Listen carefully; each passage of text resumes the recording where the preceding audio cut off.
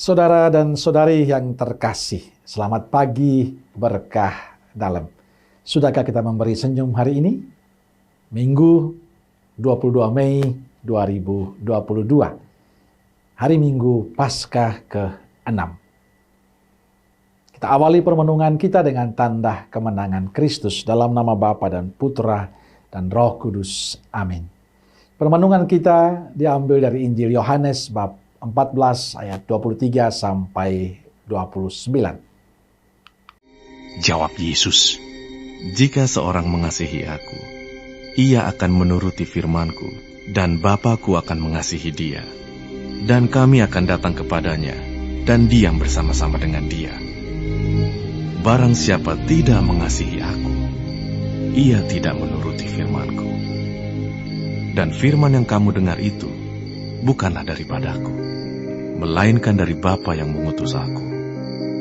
Semuanya itu kukatakan kepadamu, selagi aku berada bersama-sama dengan kamu.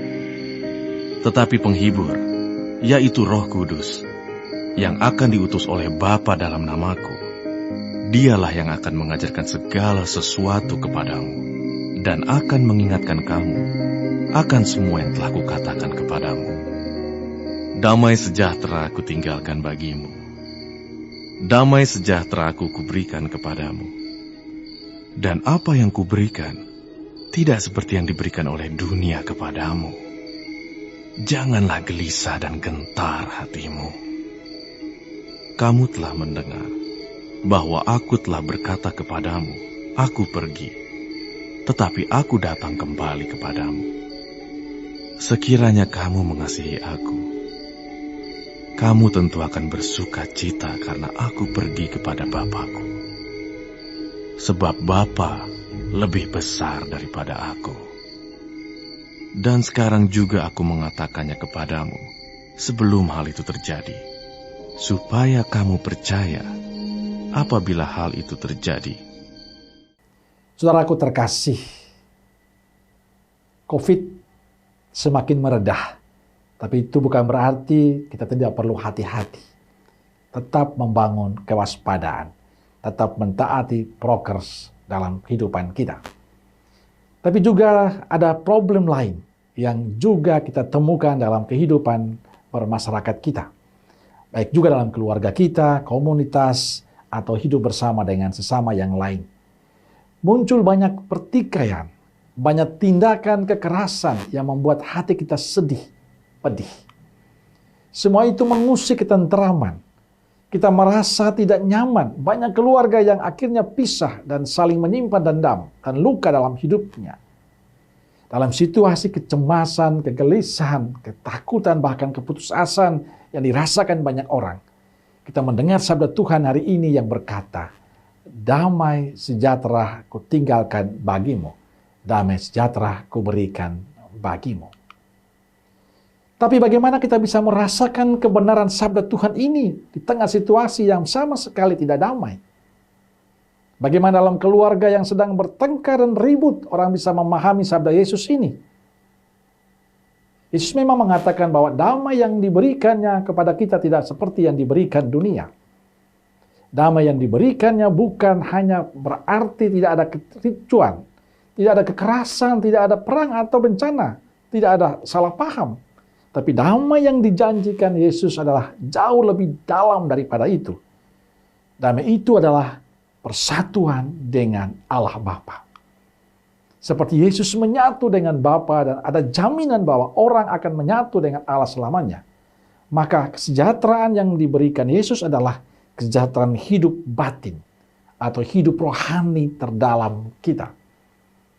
Damai yang diberikan Yesus adalah menyangkut ketenangan hati sebagai karunia Allah. Karena orang merasa hidupnya tenang, bahagia, damai. Orang yang mengalami relasi yang baik, relasi yang intim dengan Tuhan, yang sungguh-sungguh legowo hidupnya, pasrah kepada Tuhan. Walaupun dalam situasi yang mencekamkan, situasi yang mencemaskan, menakutkan, tapi hati tetap tentram dan damai. Ia akan menghadapi semua persoalan dengan tenang. Maka dia tidak perlu gentar, gelisah menghadapi itu semua. Karena dia meyakini damai Allah akan bersama dengan dia. Dan inilah keyakinan yang perlu dibangun oleh kita. Maka damai bukan hanya sekedar saya melewati semua persoalan, tidak. Tapi damai yang dimaksudkan adalah bagaimana kita mengalami hidup yang sungguh-sungguh luar biasa. Kita yakin dalam semua ketakutan, kecemasan kita, dalam semua persoalan kita, Allah selalu bersama dengan kita. Allah selalu menemani, mendampingi, dan memberkati kita. Lalu bagaimana kita bisa mendapatkan damai itu? Tentu kita ingin semua mengalami damai itu. Menurut saya, dekat dengan Allah dan mempasrahkan hidup seutuhnya pada Allah, itu caranya. Dan ini yang belum dilakukan oleh kita dengan baik. Kita masih punya kepentingan pada saat kita dekat dengan Tuhan. Kita memang merindukan damai itu, tapi hati kita dan pikiran kita masih terbagi. Maka yang diharapkan Yesus adalah kita sungguh-sungguh menyatu dengan Allah dalam doa, dalam permenungan kita, dalam ekaristi kita. Dan itulah cara yang bisa kita lakukan. Maka ekaristi, doa-doa kita bukan menuntut Tuhan harus melakukan apa yang kita konsepkan, yang kita rencanakan. Tapi melakukan sesuatu dan mempasrahkan diri kepada Tuhan. Biarkanlah apa yang dikehendaki Tuhan terjadi pada hidup kita. Dan itulah yang membuat kita akan damai. Bila kita masih memiliki konsep, memiliki keterpecahan pikiran kita, maka apapun persoalan kita, apapun tantangan kita, tidak pernah akan menemukan damai. Maka saya ingin mengajak saudaraku terkasih, pasrah kepada Tuhan, berserah diri kepada Tuhan, dan percaya Tuhan akan senantiasa memberikan damai itu. Tuhan akan berpihak dengan kita. Amin. Semoga Allah yang Maha Kasih memberkati saudaraku sekalian, Bapa, Putra, dan Roh Kudus. Amin. Keluarga Kudus Nazaret, doakanlah kami. Amin. Berkah dalam.